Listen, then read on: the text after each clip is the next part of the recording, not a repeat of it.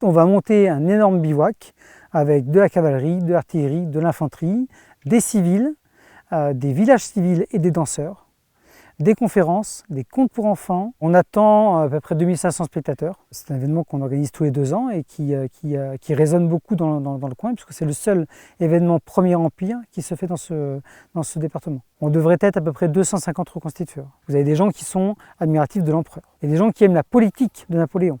Il y a des gens qui aiment simplement les uniformes. Il y a des gens qui ont un historique familial, donc qui ont un ancêtre qui a servi dans tel régiment, donc qui représente cet ancêtre. Mais tous se retrouvent pour un ensemble historique qui permet donc de montrer l'histoire à l'échelle 1 au grand public, ce qu'on appelle la storia vivente, l'histoire vivante. Il y a une chose qu'il faut bien prendre en compte quand on reconstitue l'histoire, c'est qu'il faut prendre l'histoire avec son époque. Il est impossible de comparer l'histoire de Napoléon avec la vie moderne d'aujourd'hui. À cette époque-là, on avait besoin de beaucoup de main-d'œuvre, on était propriétaire de beaucoup d'îles, et il a pensé utile économiquement de rétablir l'esclavage. C'était mal, c'était fait, ça existait. Après, il a laissé beaucoup de traces. Il a réformé entièrement l'armée, une réforme qui est restée encore aujourd'hui.